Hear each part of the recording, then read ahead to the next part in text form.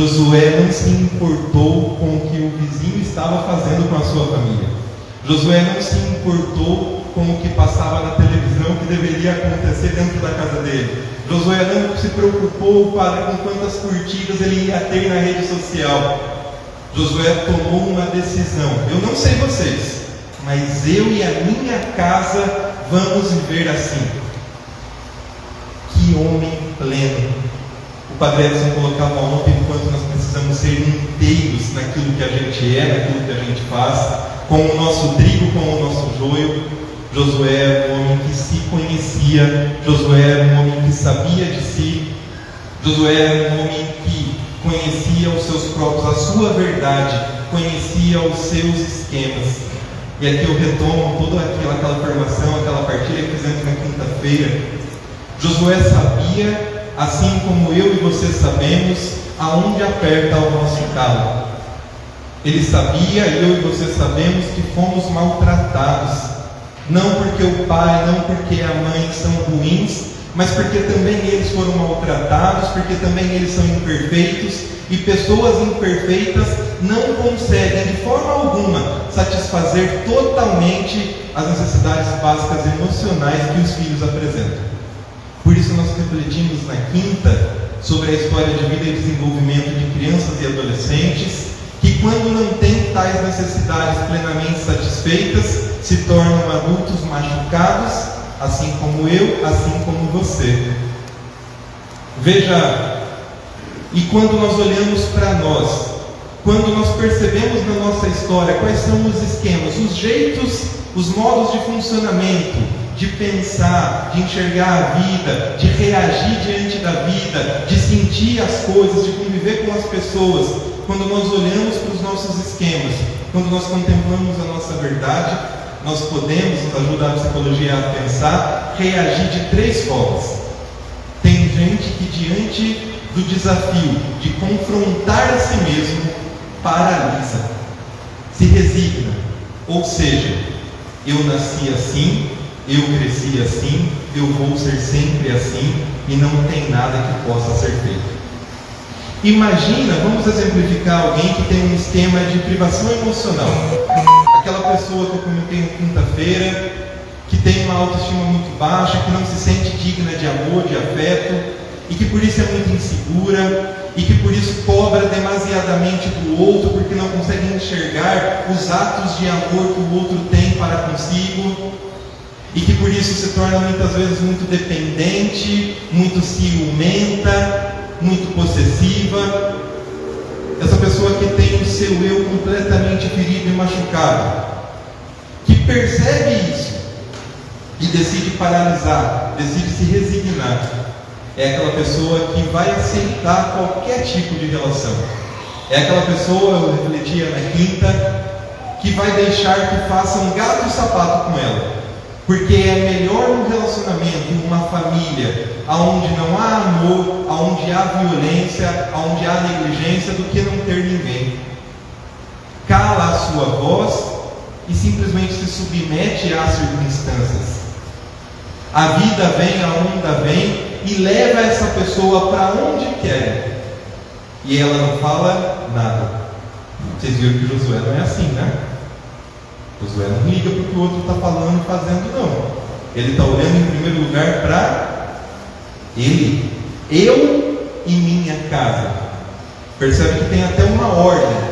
Ele não pensa em consertar a família de cara, mas ele sabe que para consertar a família, quem tem que se olhar, quem tem que mudar sou eu, em primeiro lugar. Então tem pessoas que paralisam. Tem pessoas que diante deste confronto consigo mesmo decidem fugir. Não querem enfrentar, não querem confrontar suas próprias machucaduras. E por conta disso, se privam totalmente de experiências positivas com o outro, com Deus, com a comunidade. Eu me basto, eu prefiro ficar sozinho, eu prefiro não ter que me preocupar com ninguém, esquentar a cabeça com ninguém e cuidar só de mim. Pessoas que se isolam, pessoas que sofrem, porque é tão doída a dor de ter que lidar com uma frustração, de ter que lidar com uma rejeição que talvez só existe na cabeça dela, que por conta disso ela prefere nem se abrir ao outro, nem se abrir aos seus, vive ali no seu mundinho. Ela foge de toda possibilidade de ser ferida. E minha gente, vamos ser sinceros, família é lugar de intimidade, então é lugar privilegiado de afeto, de amor, mas é lugar privilegiado também para sermos feridos. Porque o outro de fora não tem poder sobre nós. Nós estamos protegidos, nós nos cercamos, nós construímos muros emocionais, mas dentro de casa o outro conhece a nossa intimidade. E quanto mais perto alguém está de nós, mais nós temos chances de sermos feridos. Então a pessoa que foge evita tudo isso, se priva de tudo isso e sofre porque isso é algo que ela quer, mas porque não consegue, mas porque não tem coragem, ela desiste, abandona. E existe um terceiro tipo, que são as pessoas que, ao confrontar a sua própria história de luta, as suas próprias feridas, decidem compensar isso, construindo como que uma fachada de adequação. Decidem fingir para si mesmos e para os outros que não existe problema, que não existe dificuldade, que na minha casa, que na minha família, que eu comigo mesmo está tudo sempre muito bom. Vocês conhecem gente assim? Mas não é para pensar nos outros não, é para pensar em nós mesmos. Eu chamo a atenção para isso o tempo todo, porque é muito fácil quando a gente falar de ser humano, a nossa mente já viajar e falar, fulano de tal é assim. Eu e minha casa. Uma fachada de adequação. E aí, a família vive em pé de guerra, mas é foto com declaração apaixonada todo dia na rede social. Mas aí a gente está passando privação, inclusive financeira, mas é um carro zero de última geração exposto na garagem.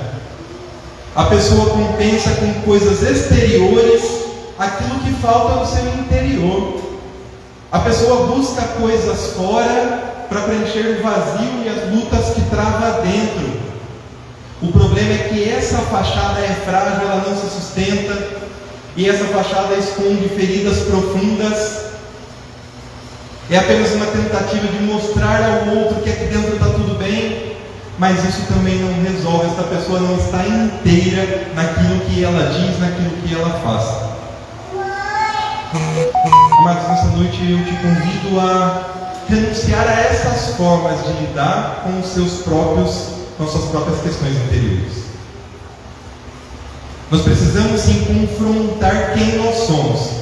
Nós precisamos sim olhar as machucaduras da nossa história de vida, os esquemas que estão fazendo com que a gente sofra mais do que a gente precisa, os esquemas que estão fazendo com que a gente não se realize realmente, verdadeiramente nas coisas, que nos impedem de vivenciar, de saborear a alegria.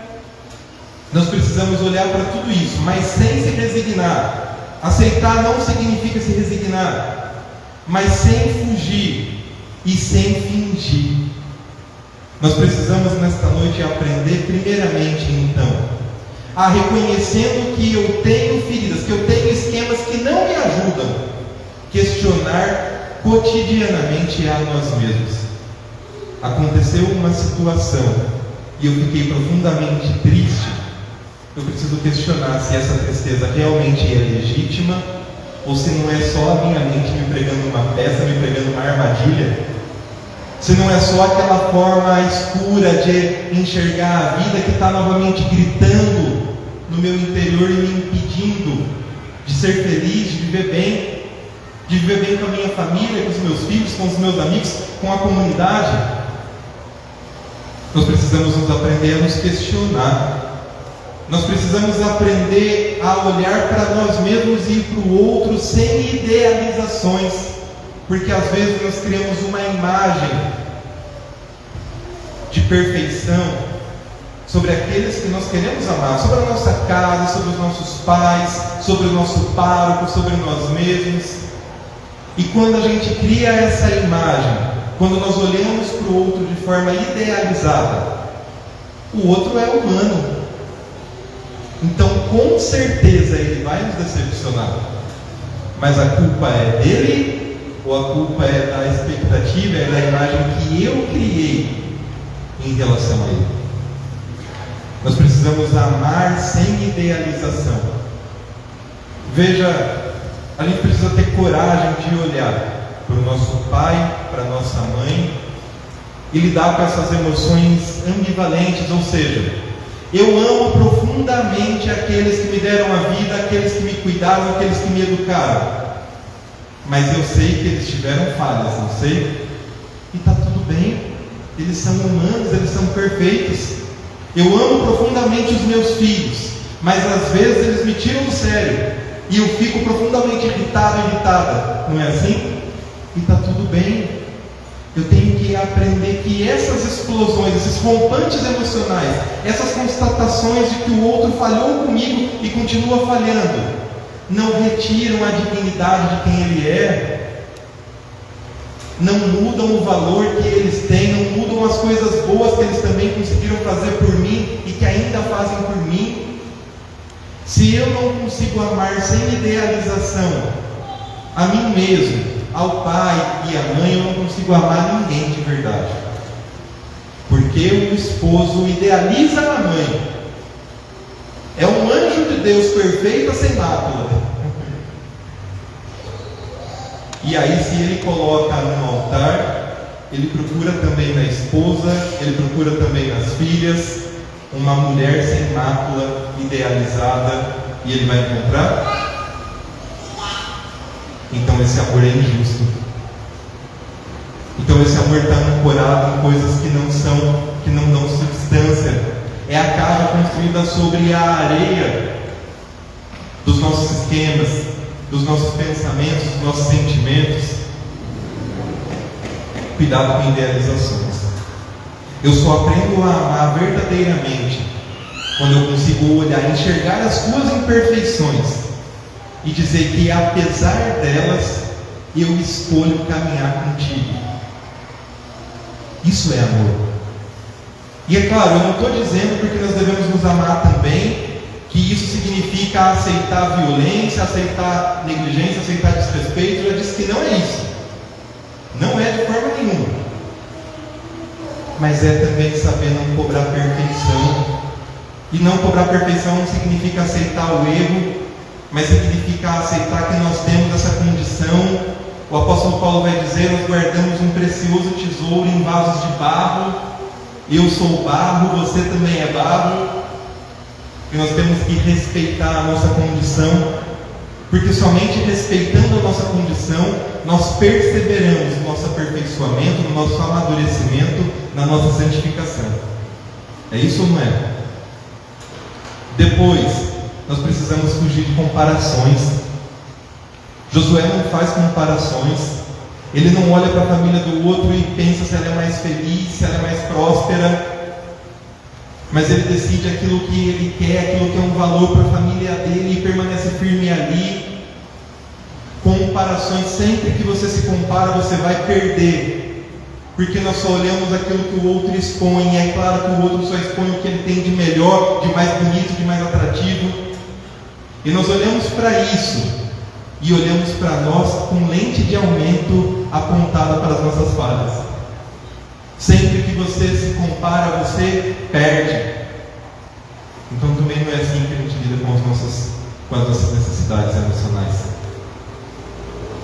Amado, nós aprendemos então que o que a gente pensa, que o que a gente sente, que como a gente reage, que como a gente se relaciona, tudo isso são compostos por esquemas que podem não estar funcionando muito bem, que podem não estar nos ajudando, que podem estar nos pregando uma peça. Nós entendemos que as emoções, os pensamentos nos enganam, nos criam armadilhas. É ou não é? Então como é que eu conserto, como é que eu enfrento essas falhas, essas dificuldades que eu tenho no meu relacionamento comigo mesmo, com a minha família, com os meus irmãos? as nossas emoções e os nossos pensamentos, já que podem estar nos colocando armadilhas, não são, guarda isso, bússolas de vida. Eu não posso me orientar, eu não posso me comportar a partir daquilo que eu sinto, a partir daquilo que eu penso, sem questionar, porque eu posso estar caindo numa armadilha.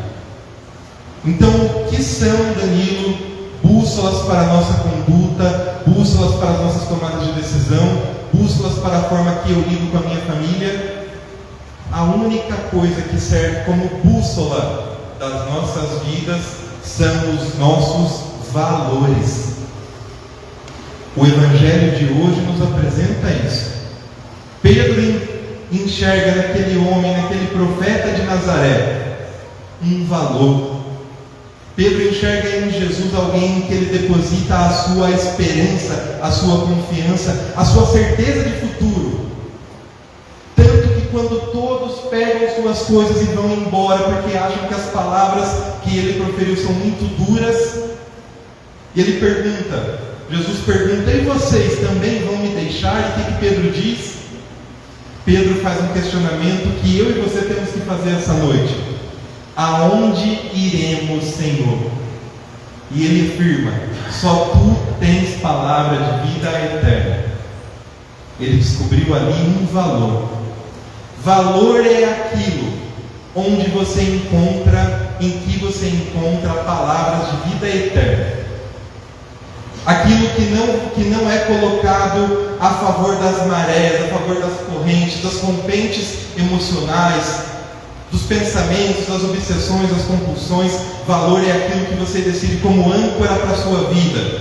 A sua fé é um valor para você, a sua família é um valor para você.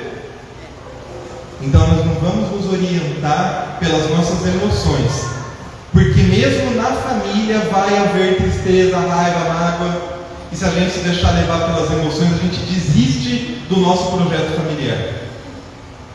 Nós não vamos nos deixar levar pelos nossos pensamentos, porque os nossos pensamentos podem estar contaminados com coisas que escutamos, com coisas que pensamos, com coisas que aprendemos errados desde criança, com coisas que eu penso sobre mim que não correspondem à realidade.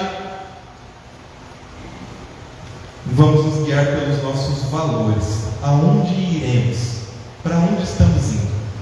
Pensa na tua casa, pensa na tua família e olha para o teu comportamento. Este comportamento, a forma como você lida com o seu esposo, com a sua esposa, é consistente com os valores que você tem? A forma que você lida com o seu pai, com a sua mãe, a forma que você lida com os seus filhos, com os seus irmãos, é consistente com os valores que você tem? Nós corremos o risco de pensar que nós somos os nossos pensamentos, que nós somos os nossos sentimentos. De tal modo que quando eu estou muito, com um pensamento muito ansioso, com um pensamento muito deprimido, eu penso que eu não tenho jeito, que não tenho o que eu posso fazer para mudar. De tal forma que quando eu estou sentindo raiva, tristeza, eu penso que eu não posso fazer nada direito. Mas eu estou aqui para dizer que você não é os seus pensamentos e os seus sentimentos. Você precisa olhá-los, você precisa aceitá-los, porque somente aquilo que eu aceito eu posso mudar. Mas ainda com esses pensamentos e sentimentos negativos, de certo modo, é possível ser consistente com os seus valores, e isso sim é bússola para a tua vida. Para a gente finalizar, eu quero explicar isso com uma metáfora. Imagina que você é um motorista de ônibus. Eu trabalho muito isso na clínica. Você é um motorista de ônibus. E você, conduzindo o seu ônibus, tem que chegar a um determinado local. Você tem uma linha de chegada, que é, a rodoviária central aqui de São João. Você tem um trajeto que você faz, não é assim? E tem algumas ruas que são gostosas de dirigir, tem algumas ruas que trazem muita dor de cabeça. E ao longo desse trajeto você vai recolhendo passageiros Passageiros agradáveis e passageiros desagradáveis. Passageiros bons e passageiros ruins. Tem passageiro que é muito barulhento. Amado, esses passageiros são as tuas emoções. Esses passageiros são os teus pensamentos. Vão ter pensamentos que são muito barulhentos, que são muito dolorosos, mas eles não são o motorista, eles não são o ônibus. Com eles ou sem eles, o ônibus continua a sua trajetória, ou seja, você continua consistente com os valores que você assume. Vão ter passageiros muito desagradáveis. Vai ter passageiro que vai entrar xingando, reclamando, que não vai nem falar bom dia. Vai ter passageiro que vai entrar de repente lá e vai causar um estrago. Mas se você sabe o que você está fazendo, para onde você está dirigindo, ele não tem poder de interromper o teu destino, os teus valores, o teu caminhar em direção aos teus valores, de mudar aonde você está indo, a quem iremos. Você não vai escutar. O motorista, o passageiro pode até falar, vai por aquele outro caminho, não passa naquela rua não. Você muda a sua trajetória. Você tem um compromisso, uma obrigação. Comprometa-se com os seus valores familiares, de fé, com os seus valores de autocuidado para você mesmo. Tolere os passageiros desagradáveis, porque eles vão existir, eles vão chegar, mas assim como eles vêm, em algum ponto eles descem, e você pode continuar a sua viagem. E mais ainda, a gente olha tanto, foca a nossa atenção nesses passageiros desagradáveis, e não percebe que tem outros que são tão gente boa, não é? Eu pegava a circular para ir trabalhar um tempo atrás, tinha uma senhora aqui na vila que parava a circular só para levar verdura para o motorista. Ela nem pegava, ela parava assim, ela chegava um dia, ela levou uma abóbora assim.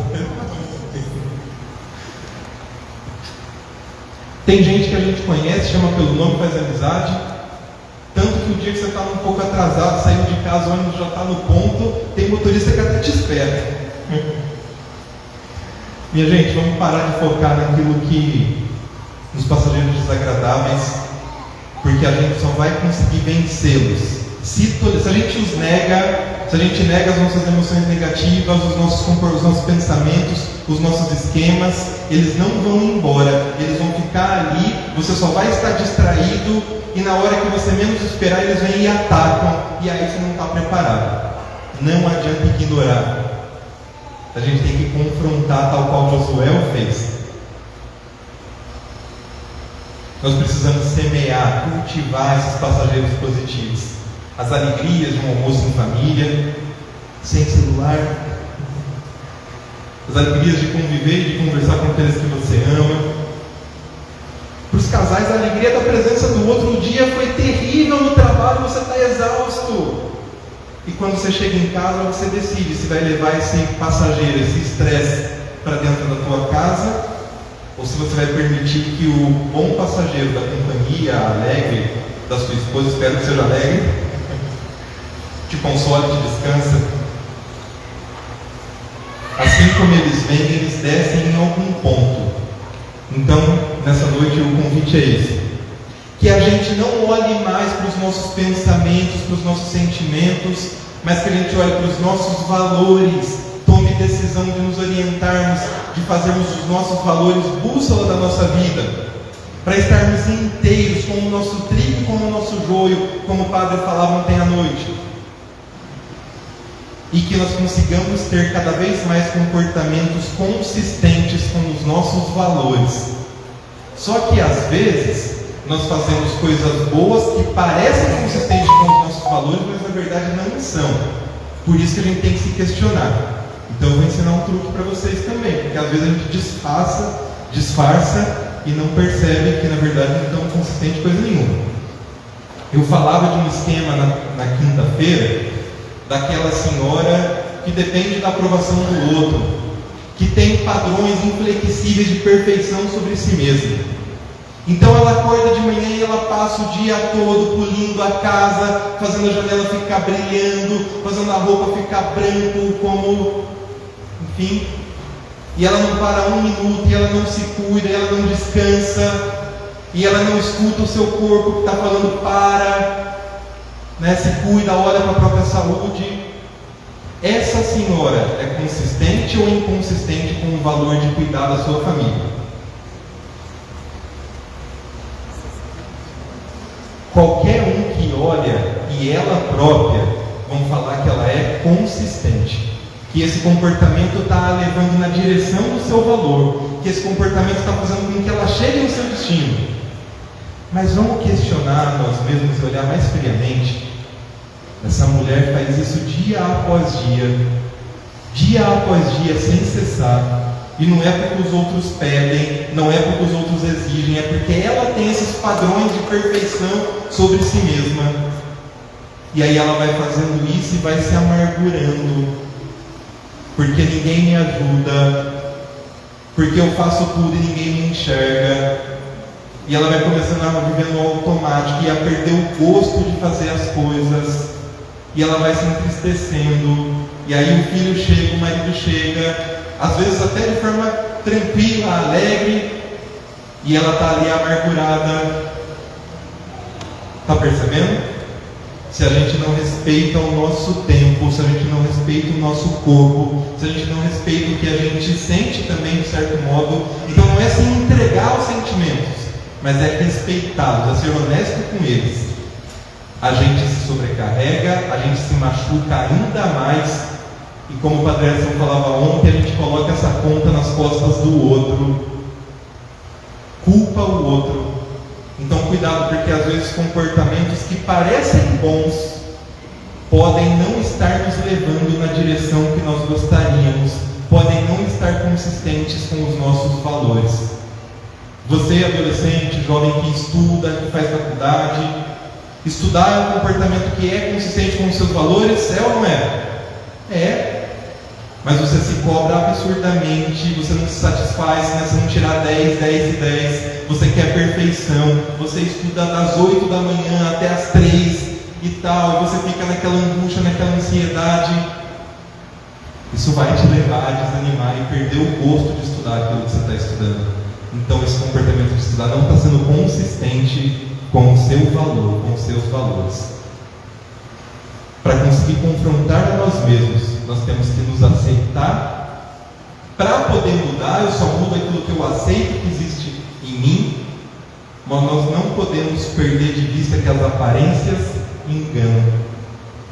Que nem sempre uma fachada de adequação está representando uma família feliz, uma vida plena. Que nem sempre uma vida religiosa pode estar consistente com os nossos valores de amar a Deus. Que nós consigamos confrontar a nós mesmos, olhar para a nossa história, sem paralisar, sem fugir, sem fingir, que a gente consiga nos aceitar para poder mudar, que nós consigamos ser tolerantes com as nossas imperfeições. Ser tolerante não significa viver, se mergulhar, se entregar ao erro, mas significa conseguir levantar. E é isso que o cristianismo promete: levantar e continuar na nossa caminhada. Porque um erro não pode ser uma sentença, um erro não pode ser um ponto final. E se você veio aqui quarta, quinta, sexta e hoje, é porque você não quer de jeito nenhum colocar um ponto final na sua história familiar. Não é sempre gostoso, não é sempre agradável, não é sempre alegre, mas é essa família que sonhamos, porque essa família é consistente com os nossos valores, porque é essa família que nós escolhemos, porque é essa família que nós conseguimos. Eu quero ficar aqui, porque aonde irei? Só tu, com esse jeito, com essa prática, tens palavra de vida eterna. Só tu é capaz de superar, só esse modo de vida é capaz de superar os nossos esquemas, as nossas falhas, as nossas machucaduras, e nos fazer ter uma vida realmente mais feliz e mais santa.